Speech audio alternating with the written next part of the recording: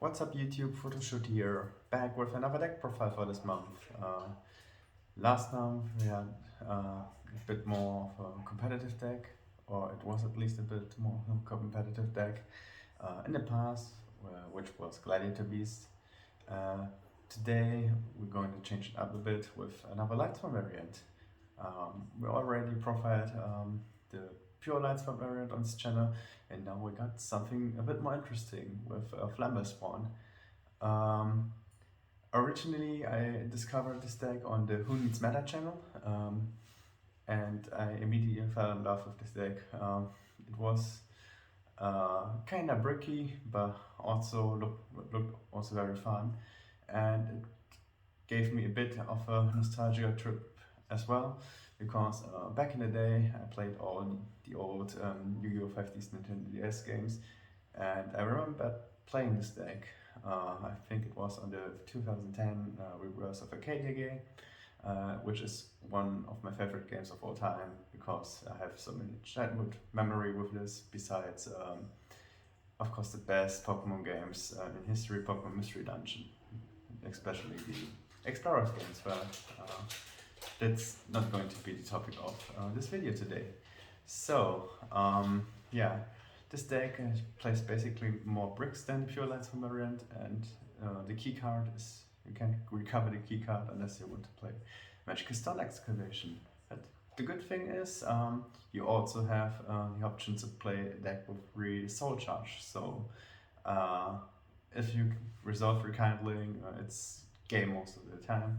So it's very fun and has very interesting interactions, which I'm going to explain in the video. So without further ado, let's get to the video. So let's start with the Flamvell part of the deck, which is 3 Flamvell Fire Dogs, which is basically the only Flamvell monster you want to draw. When he runs over the card, you can special summon a Flamvell monster. You can special summon a fire monster with 200 defense from your deck, so you basically get the Flamvell Magician and easily have an instant level 8 or rank 4 exceed. I mean, you are a bit more restricted in this format with your rank 4 options, but like a Topos sometimes, or even a Roach, can be quite good sometimes. Then the best level 4 tuner, or the only level 4 tuner, which is Flamvell Magician. Yeah, he's just basically a brick, and when you draw him, it's kind of garbage. The effect is absolutely useless.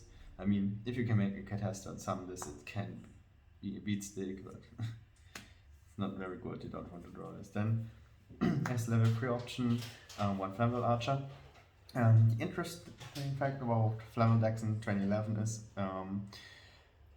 you guys might be familiar with Flamvell Synchro decks in Edison, where you don't have Hidden Arsenal 2, so you don't have access to all the other Flamvell tuners.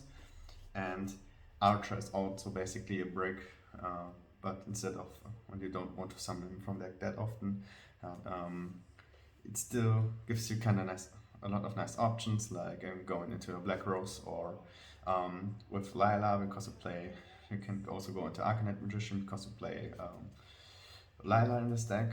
Because it's of course a Flamvellsworn deck, so you play Lightsworns. But yeah, it's also a brick you don't draw. And this is also a brick, but it's sometimes not terrible to draw. The thing is, it's a level 1 non-tuner, so if you summon this with a Magician and a Dog, you can go into Trishula, because that's a tuner, it's a non-tuner, so it's quite obvious.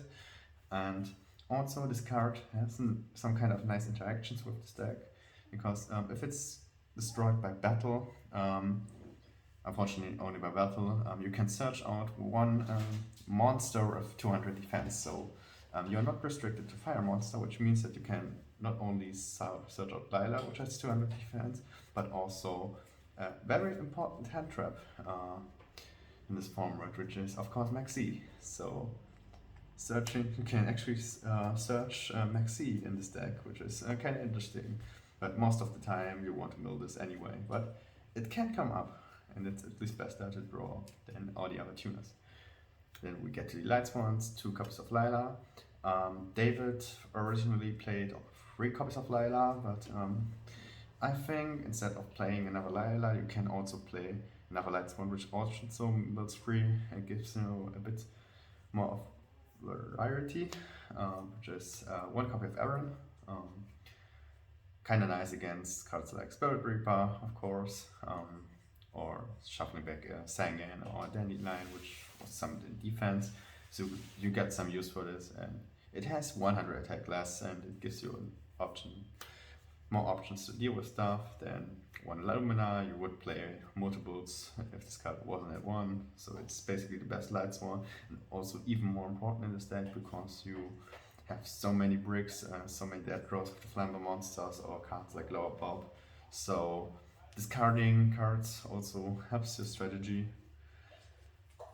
And 2 cups of Raikoro, right? This is basically standard. Gives you more options to deal with stuff. This deck also plays to Wolf. You sometimes have some games where you can play it out with your Fire Dogs, so you don't mill that much, and you don't want to draw this card. You never want to draw this card, and it doesn't matter which deck it is.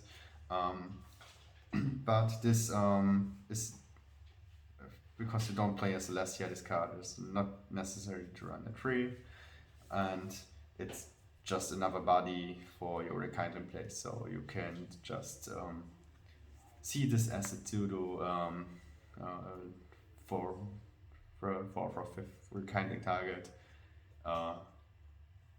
depending which card you have in your graveyard. So sometimes you need the additional non-tuner. I know David played the Gors, which I also agree with, but I decided to add Tragodias as well, because you play Maxis in this deck, thanks to the Poon as well, and because Maxi is Maxi. And Tragodia Maxi is one of the best combos in this format. Tragodia gets very huge with Maxi active, and the deck can't run that much defense, so a lot of time this card helps you survive. So I think you should run those at 2, and because I play 3 Darks and you play a Mildex, so you get Darks in your grab quite often. You can also play the VLS. This card is broken, so you should run it. And then, of course, double card trooper, additional mill target, additional way to mill cards. Also, let's draw a card, so it's also pretty good with Tragodia. Then 1 Glow Bulb. I mean, you play this in normal Lights 1 decks as well. This card gives him more synchro options as well, and 3 copies of Maxi. No effect beta, but Maxi, you can search it. It's great with Tragodia. Okay, that's the monsters. A lot of monsters, but well, and that's kind of deck that's quite normal. And you play 3 Fire Sword Charge. Milling this card is one of the most painful things you can experience. So you need to get lucky, of course, even more lucky than a pure Lightsworn build. So just pray to God that you don't mill this card and just draw it and mill all your Flamvellsworn monsters. That's the most optimal thing. That's of course going to happen every game. Then 3 Solar Recharge and 1 charge of the Light Brigade, so your standard Lightsworn spells. And then some staples. This deck runs Mind Control, of course. Since it's a synchro deck, then you also run, of course, Storm, Reborn, Foolish, Dark Hole, that's kind of obvious. And also part of Avarice. Part of Avarice is broken in this deck.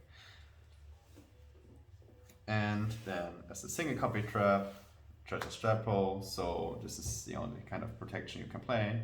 I'm not the biggest fan of a single copy Dust Shoot, even though it can be quite good when you go for a rekindling play, but I think that this card is bigger blowout and it helps to survive.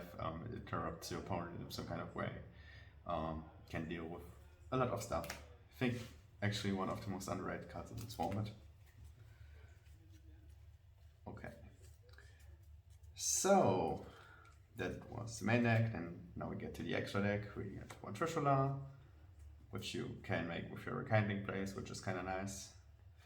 And 2 copies of Scrap Dragon, so this deck is also more of a level 8 synchro spam deck. So 2 Scrap Dragons kind of necessary, incredibly powerful, level 8, probably the best level 8 synchro of this format. 1 Stardust. I don't like this. I like this card more on those bigger end boards. So if you want to OTK through a Mirror Force or want to play as safe against a Torrential. 1 Fort Ruler comes up as well against prisons and stuff. 1 Colossal. I don't make this that often. It's there as an option because you make level almost only level 8s anyway. It's not that great in 2011. 1 Black Rose, which I mentioned with the Flamvellsworn Archer and the Arcanite as well. Also great when you go with the Rekindling pushes, being able to just log 2 cards. And level 6, this deck plays level 6 as well, which is Bryonic and Orient Dragon. So the standard level 3s, the standard level 5s, Catastrophe Liberian. 1 Umbreon, especially funny if you with your BLS. And then of course as level 4 Utopia and Roach. Because it's Roach is also important for some end boards. It's a bit more risky to play it unless you have Treacherous Trap Ball on the field, because this card is better with any kind of protection. And then of course